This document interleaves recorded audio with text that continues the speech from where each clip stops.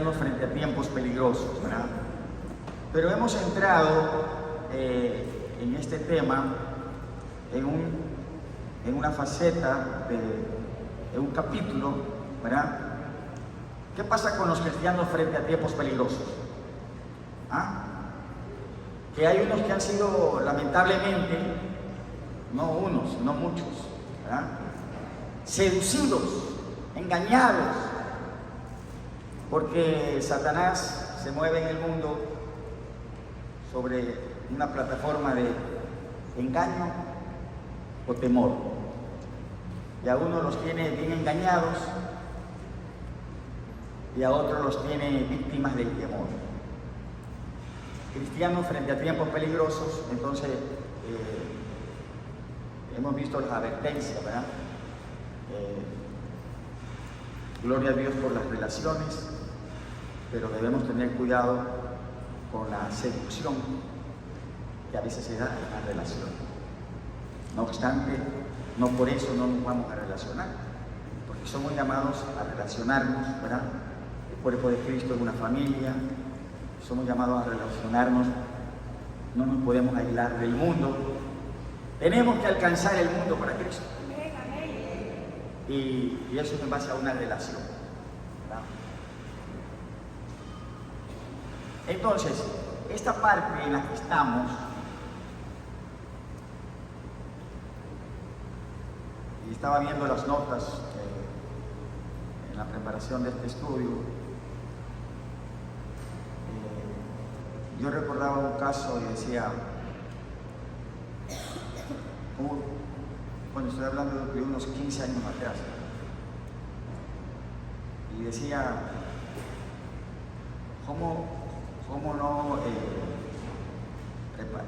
preparé este estudio o conocí de este estudio, prepararlo para poder ayudar de una manera más idónea a alguien que intenté ayudar, un engañado, un seducido, que finalmente se suicidó?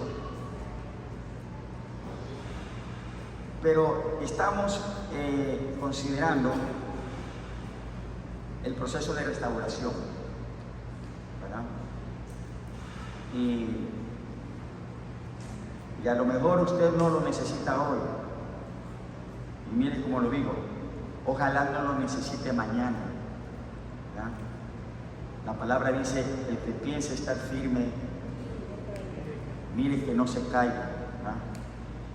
Pero necesitamos también estar preparados para ser instrumentos de Dios, cada vez más y más, instrumentos de Él, para poder ayudar a otros. Amén, amados. Entonces, estamos en esta serie Cristianos frente a tiempos peligrosos, en esta etapa de cómo ayudar a otros, y hay varios puntos, o más bien subpuntos bajo el tema camine con hechos, ¿verdad? No con temor. O sea, definitivamente la persona que va a ser restaurada, sacada del engaño, de la derrota, de la victoria, no puede caminar en su condición, no puede caminar con temor. Tiene que caminar con hechos. Hay cosas que tiene que hacer. De eso se trata. Bien. Salmo 27:1 está en paréntesis allí en sus notas. Camine con hechos, no con temor. Vamos a unirnos en la lectura del Salmo 27, el verso 1. Gloria a Dios. Tal vez usted lo sabe de memoria, este salmo, este verso 1. Todo el Salmo 27 es un salmo precioso, como para memorizar. Todos juntos leemos el versículo 1, Salmo 27. Todos juntos. Jehová es mi luz y mi salvación. ¿De quién temeré? Jehová es la fortaleza de mi vida. ¿Quién es el atemorizado? Gloria a Dios. ¿Quién escribió este salmo? Usted se fija en su Biblia, dice Salmo de David. Y David sí que se vio en cuántas vicisitudes, problemas. ¿Por qué nomás no pasó David? A veces tuvo que hasta hacerse loco para que no lo mataran. De ahí viene el bicho de hacerse loco. David tuvo que hacerse loco, puso ahí la cara de idiota. Dice que, no lo estoy diciendo yo, dice el texto que hasta dejó correr la saliva por su rostro, porque como que lo descubrieron, bueno. Este es David. Y entonces el rey enemigo se lo queda viendo y dice, no, si este es un pobre hombre. ¿Cómo? Y entonces, un hombre que pasó duras pruebas es el que hace esta declaración, ¿no? Jehová es mi luz y mi salvación. Y entonces dice, ¿de quién temer? Jehová es la fortaleza de mi vida. ¿De quién he de atemorizar? Entonces, si David no temía, era porque tenía en Dios su luz, su salvación y la fortaleza. Leamos una vez más juntos este verso, 1, 2 y 3.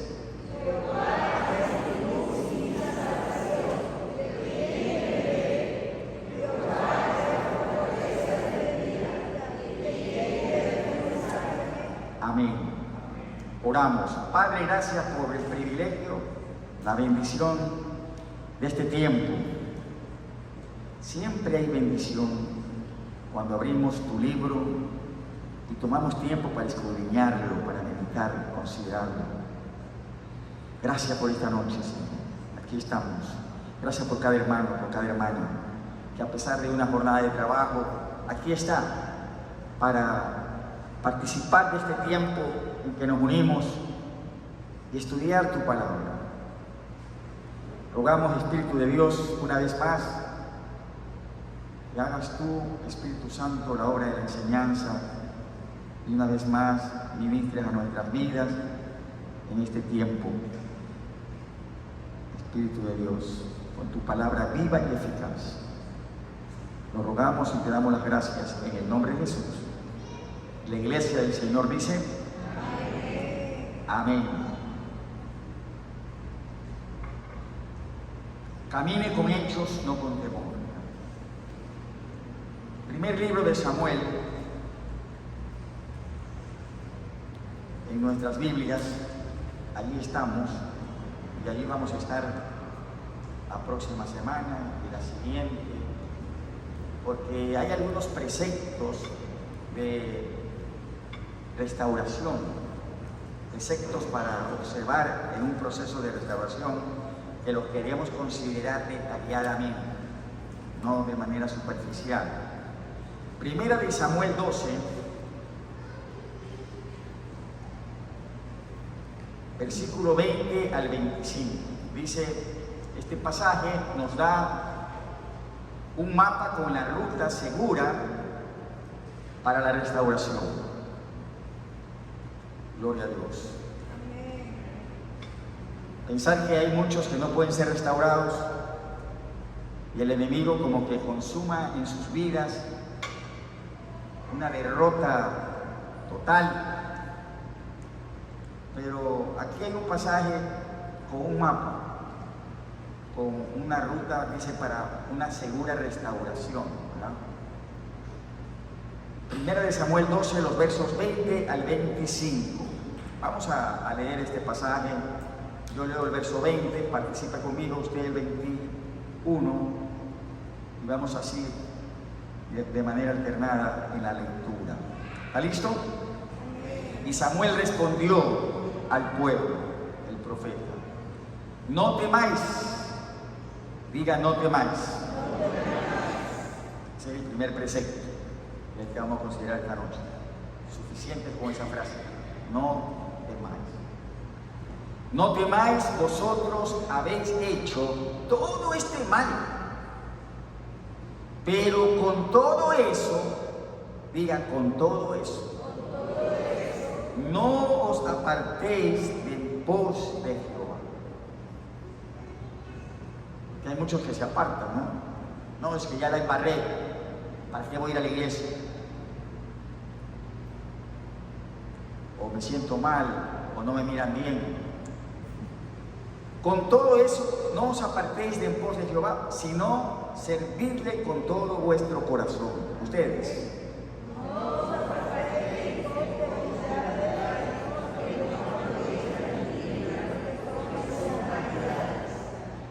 Pues Jehová no desamparará a su pueblo por su grande nombre, porque Jehová ha querido haceros pueblo suyo.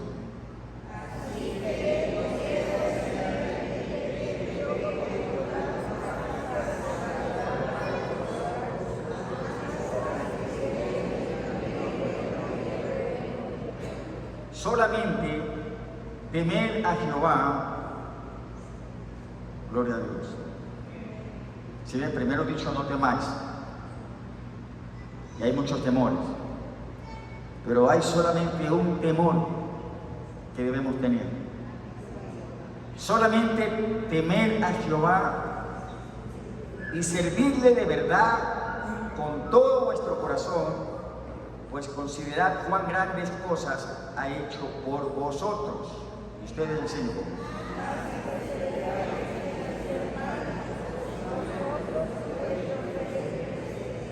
Gloria a Dios. ¿Y qué es eso? Eso es una advertencia, ¿verdad? Mas si perseverareis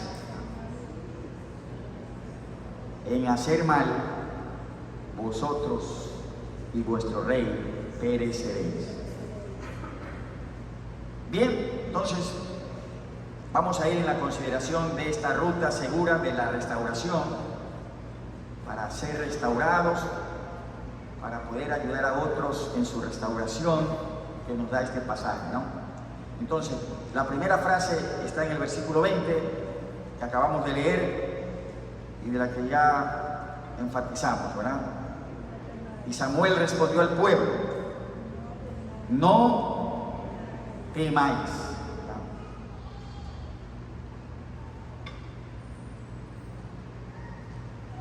Cuando realmente hemos sido engañados, ¿verdad?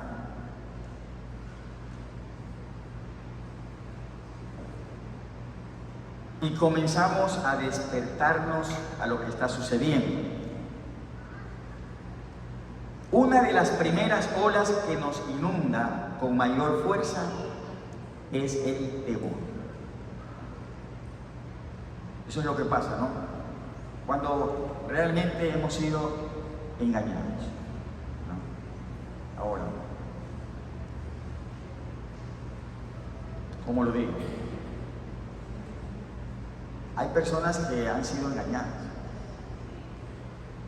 Hay otros que no han sido engañados. Adán y Eva. ¿Quién de los dos fue engañado? Eva. Adán comió. Pero cuando lo hizo, él no estaba bajo engaño.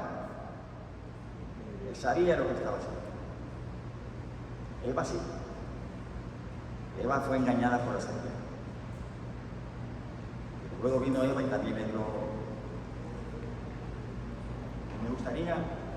Me gustaría saber, no está, pero me gustaría saber el diálogo que probablemente hubo entre Adán y Eva, porque Adán no fue engañado.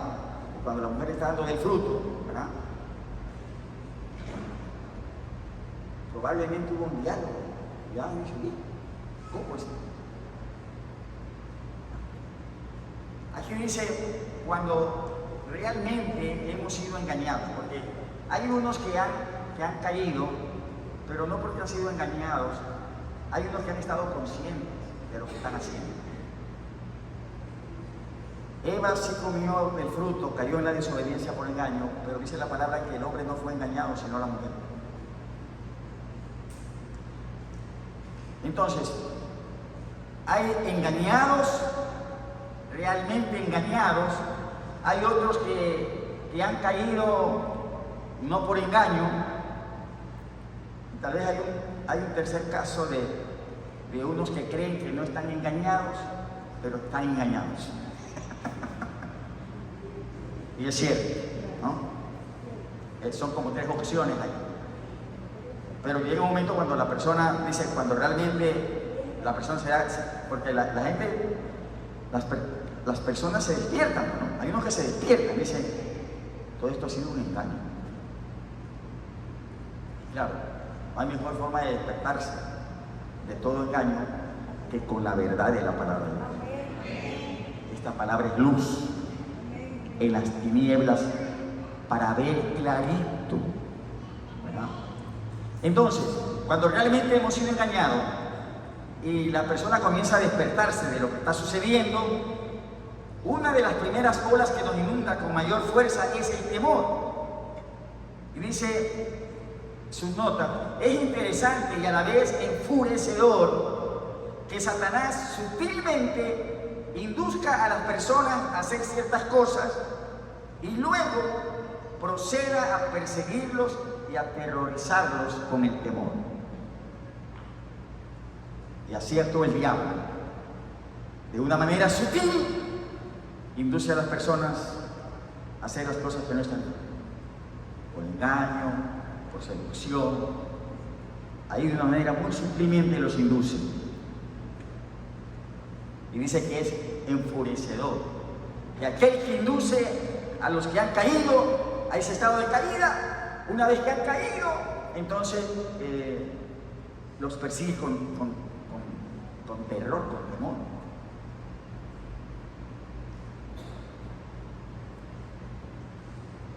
Yo ojalá nunca hubiera visto rostros así, pero los he visto, rostros así, víctimas del temor o de horror, cuando ha pasado lo que ha pasado y han sido seducidos y engañados y han hecho lo que no estaba bien. Ahora dice, más adelante, en lo que Dios escribió por medio del profeta Samuel, veremos el tipo apropiado de temor. Ya usted se fijó, y eso lo vamos a considerar más adelante. De todas formas, Samuel dice al pueblo, teman a Dios, pero antes le ha dicho, no temáis. El único temor apropiado es el temor a Dios.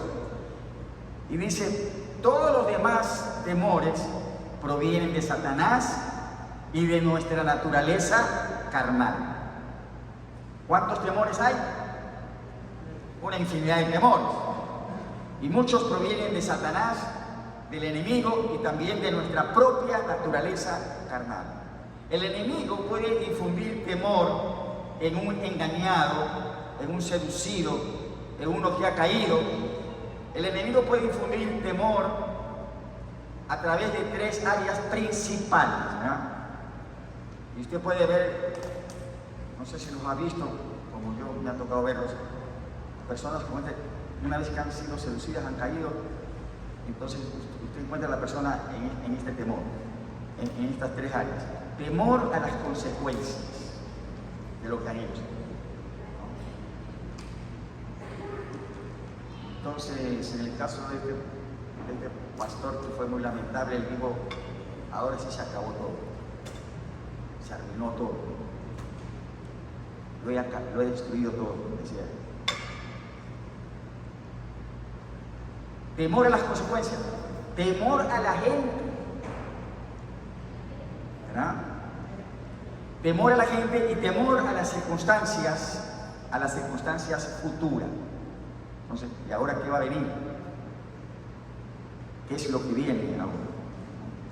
Entonces, Satanás a los seducidos, a los engañados, luego los inunda con temor en estas 3 áreas, ¿verdad? Y luego viene la pregunta, dice, ¿experimentó temor en alguna de estas áreas? De ser así, ¿en cuáles? ¿Cómo? ¿Ha experimentado este tipo de temor a veces a las consecuencias o a la gente? Temor a las circunstancias futuras, ¿verdad? No sé qué comentario personal usted pueda poner allí, ¿verdad? El engañado, el seducido, por el enemigo, el que ha caído, dice, probablemente usted ha estado en una posición, y esta palabra estamos hablando de un proceso de restauración, entonces esta palabra va dirigida a quien necesita ser restaurado. Dice, usted ha estado en una condición, en una posición en la que se vio obligado, o sea, no quedaba otro, obligado a confiar en la soberanía de Dios.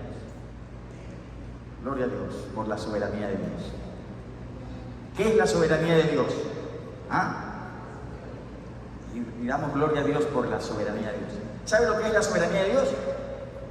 La soberanía de Dios es simplemente el que Dios es libre para hacer como Él quiere, cuando Él quiera y como quiera y donde quiera.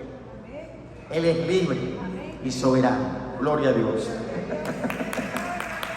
Denle un fuerte aplauso a la soberanía de Dios. O sea, no hay nadie que le puede decir a Dios, ¿qué haces? ¿Por qué haces así? Dios dice, yo voy a tener misericordia del que quiera tener misericordia. Entonces, la persona que ha caído, que ha sido seducida, el engañado, está en una posición en que se ve obligado a confiar en la soberanía de Dios, en esa voluntad libre que Dios tiene para hacer como Él quiera, cuando Él quiera, donde quiera. Y no hay nadie que le puede decir a Dios lo que Él hace, ¿no? Y dice, aprenderá a confiar en Él como nunca antes, o bien, porque no hay otra alternativa, o confía o quedará incapacitado por el resto de su vida. Entonces, dice las notas, elija confiar. Elija confiar y vivir. O va a estar allí incapacitado, víctima del engaño del enemigo. Dios lo sabe todo. Gloria a Dios. Hay que confiar en Dios, ¿verdad? Por cierto, Dios lo sabe todo, ¿no? O sea, a veces la persona puede estar diciendo cómo lo dijo, y cómo oro. La verdad es que Dios lo sabe. Pero es parte de un proceso, confiar en Él. Él no designará ningún castigo, ni permitirá ninguna consecuencia que no pueda ser utilizada para nuestro beneficio final. Gloria a Dios. Así es Dios, ¿verdad? ¿Dios castiga? Pues sí, Dios castiga a sus hijos. Dios disciplina. ¿Castiga o no castiga? Porque por ahí hay unas enseñanzas medias raras. No, porque Dios es un Dios de amor. Dios es Padre. Usted sabe de un padre terrenal que le va a poner una enfermedad a un hijo.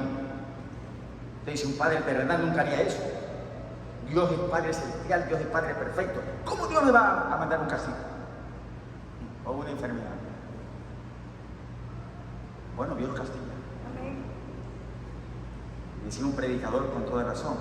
Usted debe saber que Dios está más interesado en la salvación eterna de su alma que de su cuerpo, que tarde o temprano se lo van a comer los gusanos, si es que Cristo no viene antes. Pero el espíritu y el alma son eternos. Y si Dios dice, si una enfermedad que le pongo esto lo va a hacer volver, ¿verdad? Pues ahí le va. Y bueno, hay pasajes, no podemos caer, usted sabe, dice la palabra, lee Apocalipsis, por ejemplo, ¿no? Una mujer que no ha querido arrepentirse, dice el Señor, a ella y a sus hijos los arrojo en campo. ¿Qué es eso? Eso es un castigo, una reprensión. Pero debemos aprender a confiar en la soberanía de Dios y que Él no designará ningún castigo ni permitirá ninguna consecuencia que no pueda ser utilizada para nuestro beneficio final. Gloria a Dios. Entonces, no sé, pero quiero decir que ¿cuántos tienen que dar gracias a Dios? Y testificar y decir, gracias Dios, porque estando en esa condición, tú me enviaste eso, tuve que pasar por eso, o tuve que sufrir eso, gracias porque me volví a ti por medio de eso. Y ya no estoy como estaba antes, ¿verdad? Todo castigo, consecuencia, Dios no lo va a designar y que no pueda ser utilizada para nuestro beneficio final. Gloria a Dios. Hasta ahí ese punto, ¿está claro, mi hermano? Proceso de restauración. Vamos al siguiente punto, que empieza con la pregunta. Proceso de restauración. Conoce personas con sincera fidelidad a Dios que saben cómo librar una guerra en oración.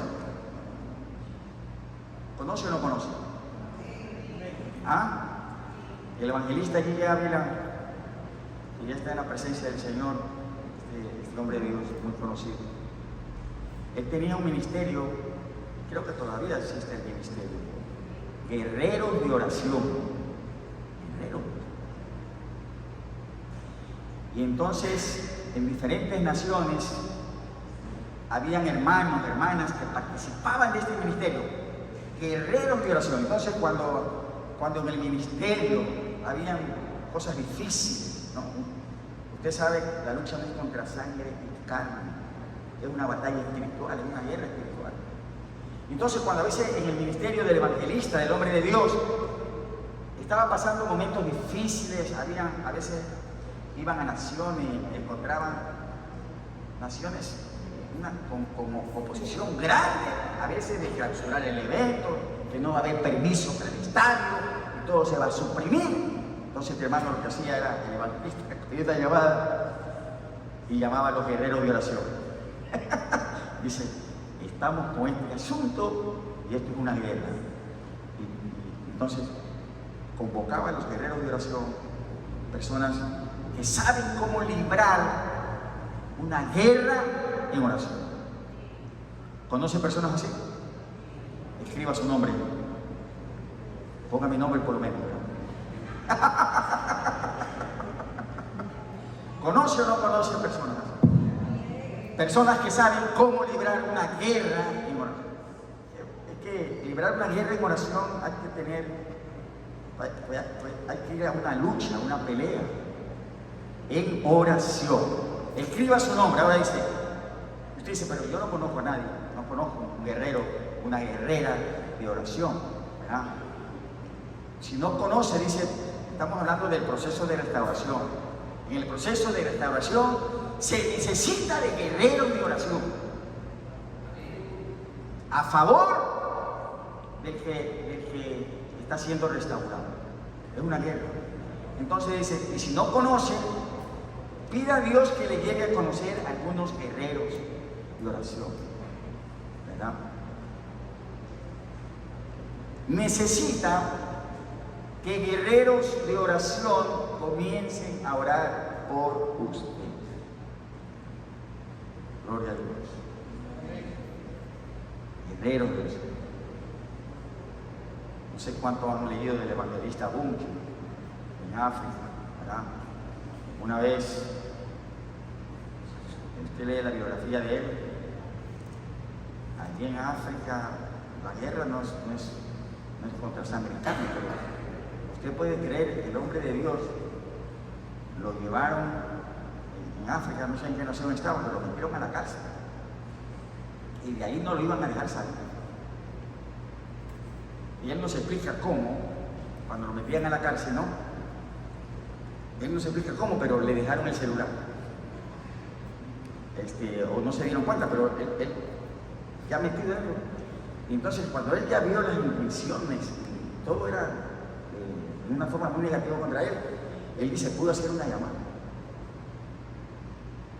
Y me contestó mi secretaria, mi asistente, y le dije, estoy en esto, aquí esto se ve muy mal, yo necesito que se pongan a orar. Guerreros de oración. y Dios los sacó de esa cárcel. Dios responde a la oración. Entonces, necesita que guerreros de oración comiencen a orar por usted, ¿verdad? Y gracias a Dios por las hermanas de esta iglesia, no son muchas, pero hay un buen grupo aquí de hermanas que están orando. A veces hay un caso difícil, pasamos por WhatsApp, tenemos esta petición, ayúdenos. De un momento a otro se ha presentado esto. Y son hermanos y hermanas que están dispuestos a llevar esa carga, guerreros de oración. Entonces dice, juntos, estos guerreros de oración, intercediendo por usted, usted se une con ellos, dice, juntos, dice, comience a evitar que el enemigo siga obrando en su situación. Gloria a Dios. Mire, hermano, esto es muy importante en una guerra espiritual. Orar en este sentido, evitar, ya lo escribió, es la palabrita ahí. Juntos comiencen a evitar que el enemigo siga obrando en su situación. Y de hecho, es cierto, o sea, hay muchas cosas, hermanos, que a usted lo van a tener frustrado, a no ser que las enfrente considerando también el ámbito espiritual. Porque si usted las quiere manejar solamente en el campo humano, terrenal, y desconoce la esfera espiritual, entonces el enemigo va a seguir riéndose y seguir haciendo de la suya. Pero como el creyente ya sabe que la lucha no es contra sangre y carne, sino contra huestes espirituales de maldad, contra principados. Entonces, tiene que aprender este tipo de oración en el nombre de Jesús, el guerrero de oración, a evitar que el enemigo siga obrando en su situación. Entonces uno dice más o menos así, ¿no? Por ejemplo, un hogar en crisis, ¿no? Y claro, usted le da consejo al matrimonio de lo que están enfrentando, pero también usted tiene que decir en oración, ¿verdad? Y en el nombre de Jesús reprendo, ¿no?, toda obra del maligno que está detrás para destruir nuestro hogar.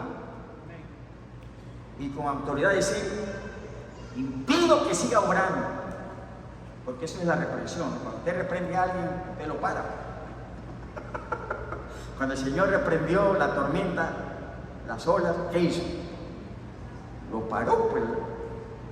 Me has quitado el sueño, le dijo el hermano.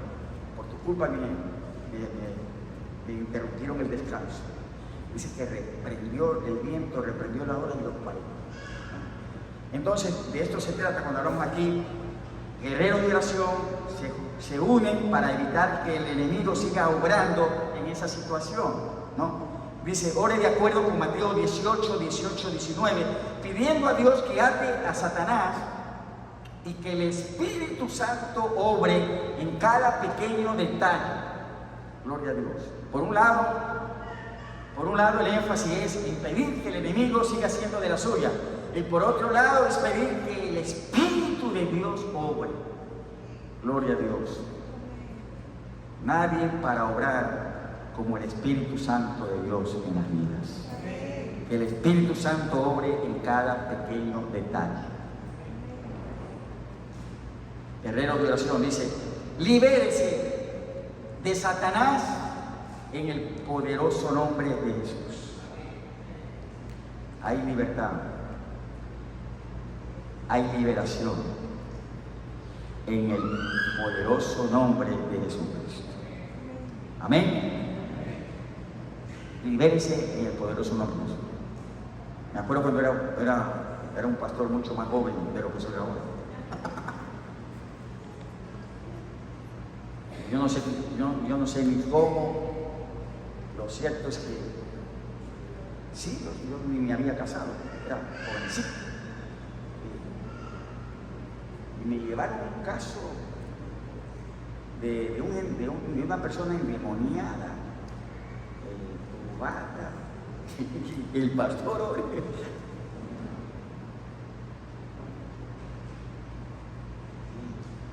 Y yo cobarde con el enemigo nunca he sido. Y aunque en ese tiempo no tenía la experiencia que ahora tengo, yo dije, bueno, ¿dónde está la persona? Y ahí y cuando lo vi, realmente uno discierne la opresión demoníaca, todo lo que estaba del maligno en esta vida. Y dije, mira, vamos, lo llevé al auditorio, vamos a ir al auditorio, vamos a ver. Me lo llevé. Y ahí empezamos a reprender. Y le comento esto porque yo quiero decirle que de lo único que yo nací, lo que fue mi fortaleza en esa guerra, fue usar el nombre de Jesús. El nombre de Jesús, el nombre de Jesús es poderoso. Hay poder en el nombre de Jesús. Y el Señor liberó a esta persona. Una cosa fue cómo llegó, y otra cosa ver cómo se fue. Con la paz, el rostro le parecía otro. De vez en cuando me lo toco, y ya han pasado años, y él dice, yo siempre me recuerdo, dice, de esa administración que usted me dio, que el Señor lo usó para ministrar mi vida. Hay poder en el nombre de Jesús. Entonces dice, libérese de Satanás en el poderoso nombre de Jesús. Y también en el nombre de Jesús, entréguese, es que uno tiene que entregarse a la obra completa, digna de confianza de Dios por medio de su Espíritu Santo. Como hemos cantado en esta noche, ¿no? Yo me rindo, y uno se entrega a la obra digna de confianza de Dios por medio de su Espíritu Santo. Y luego hay una sugerencia, ¿no? Tome la sugerencia, dice, de escribir Mateo 18:18 en una tarjeta o memorizarlo. ¿Qué dice Mateo 18:18? No sé si lo puede poner en la pantalla. La sugerencia es tomar este verso y la persona lo debe memorizar, ¿no? Estamos hablando de, por un lado, evitar que el enemigo siga obrando, atarlo en el nombre de Jesús, y por otro lado, declarar la obra del Espíritu Santo, aún en los detalles más pequeños, en la vida necesitada, ¿no? Ahora, según Mateo 18, versos 19 y 20, ¿qué dice Jesús que sucede cuando oramos juntos, verdad? Gloria a Dios. Esta mañana tuvimos aquí un buen tiempo de oración de 6 a 8. Dios dio una palabra en la segunda hora. Entonces, yo no vine a decir eso, pero bueno, así me pasa, que el Señor trae una palabra específica. Dios se glorifica. ¿Qué dice Mateo 18, 19 y 20? ¿No? Estamos orando de 6 a 8. Si no puede llegar a las 6, llega a las 7. Si ya llega a las 8, ya nos vamos. Es de 6 a 8, solamente los miércoles, ¿verdad? Porque estamos clamando, como hicimos esta mañana. Queremos cielos abiertos en esta congregación. Este nombre es casa de encuentro con Dios. No nos quede largo el nombre. No nos quede grande, sino que la persona que entre aquí realmente sienta la presencia de Dios, la gloria. Algo pasa. Porque Dios está en este lugar. Bien. ¿Qué dice Jesús qué sucede cuando oramos juntos? Según Mateo 18, versos 19 y 20, ¿no? Dice el Señor, todo lo que atéis, 19 y 20.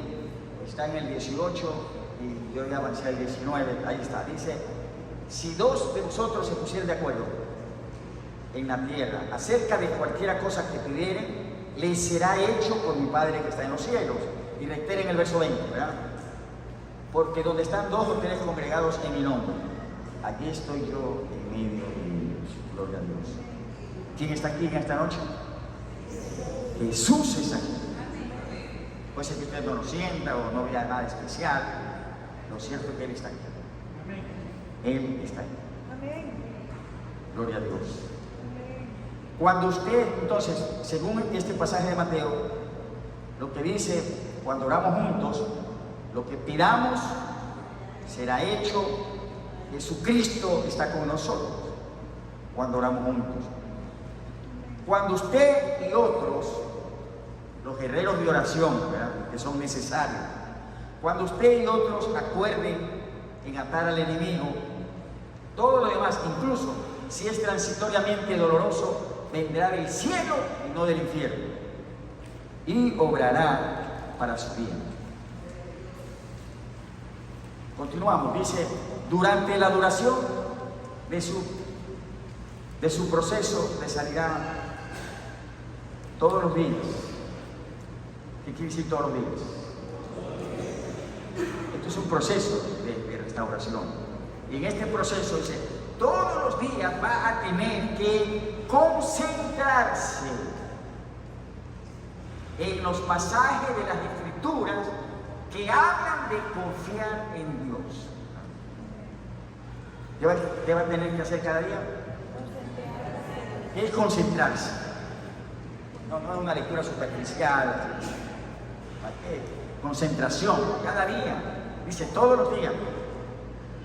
Miren, hermano, la restauración es un proceso, toma allí. Sanidad, sentirse uno libre. Hay que concentrarse en esos días de restauración, en los pasajes de la Escritura que hablan de confiar en Dios, ¿no? Dice, humíllese y entréguese por completo y todas las cosas suyas a sus amorosas manos y su sabio plan. ¿Qué hay que hacer? Humillarse y entregarse por completo en las manos de Dios. Entonces, hay que concentrarse en los pasajes que hablan de confiar en Dios, hay que humillarse y hay que entregar todo a Dios. Porque, ¿sabe lo que pasa? En casos de seducciones, de haber sido derrotado, de haber sido engañado, en los casos de caída, entonces hay consecuencias, ¿no? El hogar se afecta, ¿no? A veces depende, se afecta el trabajo. No, usted no puede seguir así, usted no puede seguir aquí.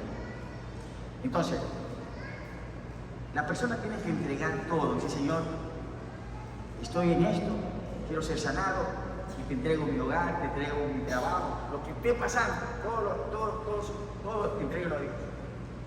¿Verdad? Dios es sabio y hay que confiar en Él. En este proceso, ahora mire, si quiere anótelo, pero ya el tiempo estoy viendo que se me ha ido. Hay que concentrarse en pasajes que hablan de confiar en Dios. Este salmo que está aquí es un ejemplo de un pasaje de concentración que habla de confiar en Dios. El Salmo 138, versos 6 al 8, ¿verdad? Entonces, y como es un salmo de confiar en Dios, hay que concentrarse en pasajes que hablan de confiar en Dios. Entonces, una forma de concentrarse, dice, es como lo que sugiere aquí. Escriba con sus palabras este salmo, ¿no? Estos versos, por ejemplo, dice, Jehová es excelso y atiende al humilde, mas al altivo mira de lejos. Verso 7, habla de confiar en Dios, dice, si anduviere yo en medio de la angustia, tú me vivificarás. Contra la ira de mis enemigos extenderás tu mano y me salvará tu diestra. Y el verso 8 dice, Jehová cumplirá su propósito en mí. Palabra de confiar en Dios. Tu misericordia, oh Jehová, es para siempre. No desampares ahora. Entonces hay que concentrarse en los pasajes, una forma es escribiéndolo y luego orar con las mismas palabras, los pensamientos del pasaje. Mire, hermano, la Biblia está llena de pasajes en los que nos podemos concentrar para confiar en Dios. Le doy, si lo quiere anotar, por ejemplo, Lamentaciones 3, 22 al 26. ¿Qué pasaje es ese, no? Para confiar en Dios, ¿no? Por la misericordia de Jehová no hemos sido consumidos, ¿no? Es como dice, me está pasando todo esto, pero es por la misericordia de Dios que todavía estoy vivo. ¿No? Y entonces dice, porque nunca decayeron su misericordia. Y dice, bueno es Jehová a los que en él esperan, bueno es Jehová al alma que le busca, bueno es en silencio esperar la salvación de Jehová. ¿De qué habla este pasaje? De confiar en Dios. Otro pasaje es el Salmo 77. Salmo 77, versos 7 al 11. Y hay más pasajes Carlos. Yo le he dado 2 ejemplos. Ahora dice, recuerde siempre pedir a Dios en este proceso de restauración, para que su corazón no se deshaga ante el temor a los hombres. David escribió, en el día que temo, y eso está en el Salmo 56, en el día que temo yo en ti confío, en Dios alabaré su palabra, en Dios he confiado, no temeré. ¿Qué puede hacerme el hombre? Cristo enfrentó circunstancias más atemorizantes que las que enfrentamos nosotros. ¿Y qué le dijo Cristo a sus discípulos en ese momento, no? De enfrentar circunstancias atemorizantes, ¿no? Mateo 10:28, ¿qué dice? No temáis, hablando en cuanto a no tener tanto temor del hombre, ¿verdad? Y ahora qué va a pasar. Y el Señor dijo en Mateo 10:28, no temáis a los que matan el cuerpo, mas el alma no puede matar. Temed más bien a aquel que puede destruir el alma y el cuerpo en el infierno. Y según Proverbios 29:25, la pregunta, ¿qué ocasiona el temor de los hombres? Proverbios 29:25. ¿Qué ocasiona el temor de los hombres? Gracias por la respuesta. Es para escribirla ahí, ¿verdad? Ahí está, Proverbios 29:25. Dice, el temor del hombre pondrá lazo. Me gusta la traducción, nueva versión internacional. No sé si es la que prefiere Santiago también. Nueva versión internacional. Dice, temer a los hombres resulta una trampa, pero el que confía en el Señor sale bien librado. Gloria a Dios. En situaciones públicas, ¿no? O sea, si se entiende, hermano, esta expresión, ¿no? O sea, hay cosas que definitivamente no se pueden mantener en reserva, simplemente trascendieron. Y usted sabe de caso, ¿no? Que trascendieron, usted dice, pero ¿cómo así? ¿Qué le pasó? ¿No? Entonces, cuando hay situaciones de engaño, de haber sido engañado, de haber sido seducido, de caídas que ya trascienden de manera pública, dice, tal vez se sienta tentado a preocuparse acerca de lo que están diciendo, ¿no? De lo que está diciendo la gente. Dice, ¿qué va a tener que hacer? Entregar su orgullo, ¿verdad? Va a tener que entregar en este proceso de restauración, tendrá que entregar su orgullo por entero al Señor. Incluso va a tener que abandonar su abrumador deseo, porque viene el deseo, de ocuparse usted mismo si los chismosos hablan de cosas que ni siquiera conocen. Porque así es la gente, ¿no? El chisme, es que me dijo fulanito, y el otro que me dijo, y el cuento de la gallina jabada, que se había quedado pelada, y resulta que la gallina solamente había perdido una pluma. Pero el chisme, ¿verdad? Entonces la otra gallina dijo, no, que ha perdido 3 plumas, y el chisme, no, que fueron 5. Total, cuando llegó la noticia al gallo, el gallo se horrorizó, pues la gallina que tú prefieres se ha quedado pelada. Y cuando fue a ver el gallo, no, pues era una plumita que había perdido la gallina, ¿no? Y entonces, cuando hay chisme y la gente, porque así son los chismes, hermano, o sea, se termina hablando de lo que no se sabe. Y las cosas a veces no son como las están diciendo, ¿no? Pero ahí se escuchan las cosas y a veces en ese proceso de restauración, en situaciones que ya son públicas, a veces viene el deseo abrumador, el abrumador deseo de ocuparse usted mismo de los chismosos que están hablando de las cosas que ni saben. No es fácil, ¿verdad? Pero hay que abandonar ese deseo y dejarlo mejor en las manos de Dios. Amén. Recuerda a David, ¿no? A David le dijeron de todo, ¿no? Y hubo un hombre que lo maldecía. Y esto que está pasando porque tú eres sanguinario. Y le dijo. Entonces uno de los hombres de David le dijo, ¿quién es este perro para que le hable así al rey? Déjame que yo le arranco la cabeza. Y David dijo, no, tranquilo, déjalo que hable. Dijo David, puede ser que mañana Dios me dé bendiciones por las maldiciones que te está diciendo. Bien, ¿dónde estamos? Su responsabilidad consiste en volver por completo a la senda de Dios. Su orgullo recibirá golpes durante todo este proceso. Claro, hay mucha humillación en un proceso de restauración. El reconocer la falta, el pedir la ayuda. Entonces, dice, su orgullo recibirá golpes. Tenga presente que la separación de nuestra naturaleza orgullosa, ser separados de nuestra naturaleza orgullosa, es una de las intenciones principales de Dios. Gloria a Dios. ¿Cómo nos quiere Dios? Dios no nos quiere orgullosos, Dios nos quiere humildes. Dios nos quiere humildes. Esa es una intención principal de Dios. Dios quiere que nuestro orgullo no solo pase por una golpiza, sino que lo mate, ¿verdad? Los que no han sido engañados por la seducción, pero son engañados por el orgullo, están en problemas terribles, ¿verdad? Dios no le da ningún uso al orgullo. ¿Para qué usa el orgullo Dios? Para nada. Es una de las pocas cosas que las Escrituras señalan que Él detesta. Dios detesta el orgullo. Dios detesta el orgullo por completo. Cada vez que Dios pise su orgullo, ocasionándole un grito de dolor, pídale que siga adelante y pisotee hasta matar el orgullo. Acábalo, Señor.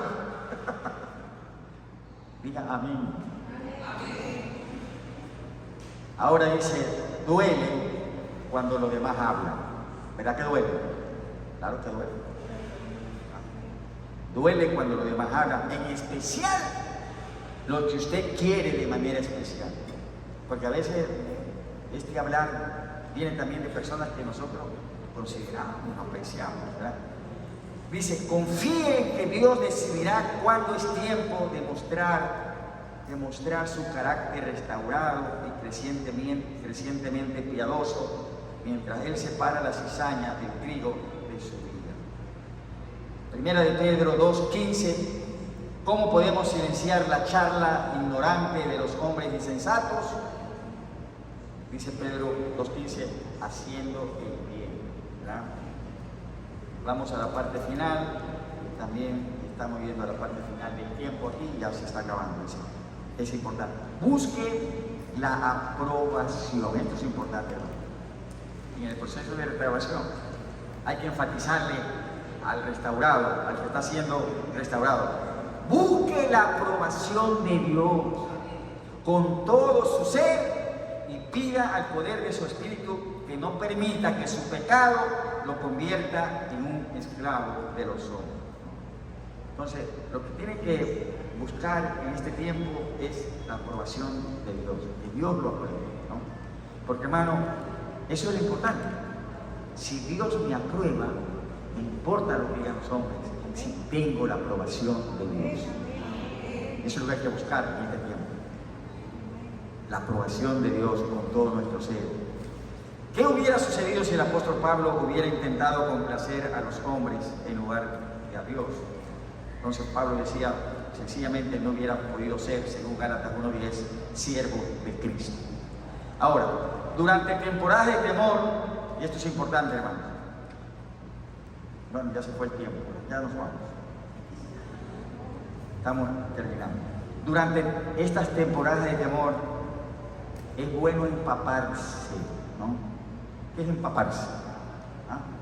Estar bien mojadito, bien, ¿no? Empaparse del bálsamo del Salmo 27.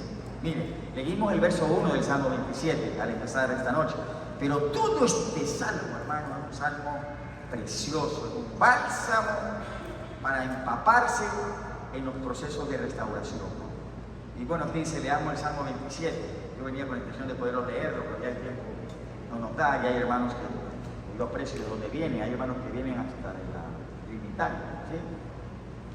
Entonces, imagínense, alegre, claro. Menos mal que hay un compañero aquí que lo sabe ayudar llevándolo por allá. Pero este salmo, mire, hay que empaparse de este salmo. Y ahí hay la pregunta, ¿por qué no tenemos motivo para temer? Jehová es mi luz, mi salvación, la fortaleza de mi vida. Hay que creer en la palabra de Dios y contar con ella como nunca lo ha hecho antes para salir adelante como un engañado sanado. Que así sea. La palabra de Dios es poderosa, viva y eficaz. Entonces, está en negritas, eso es parte de la consejería. Mire, hermano, guarde estas notas, ¿no? Yo sé que usted las guarda, sobre todo estas últimas, no las pierda, ¿no? Porque cuando usted enfrenta una situación semejante a esta, dice, cierto, que yo vivo un estudio, ¿verdad? Porque todo esto son pautas prácticas para ayudar a uno que ha sido derrotado, cómo salir, y que el enemigo no haga una obra de destrucción total. Padre, gracias por esta noche, este tiempo con tu palabra. Dios, gracias por la sabiduría de tu palabra, que siempre alcanza nuestras vidas, siempre hay en ella la palabra precisa, no importa la situación en que nos encontremos. Bendito sea tu nombre, Señor. Gracias, Dios. También esta noche, Señor, ponemos este tiempo ahora de dar a ti. No venimos delante de ti con las manos vacías. Y gracias por este tiempo de bendición cuando damos a ti una ofrenda o un diezmo que lo hemos apartado. Es tu promesa, Señor, y te damos gracias de bendición sobre nuestras finanzas y trabajos cuando a ti damos en el nombre de Jesús. Amén y amén.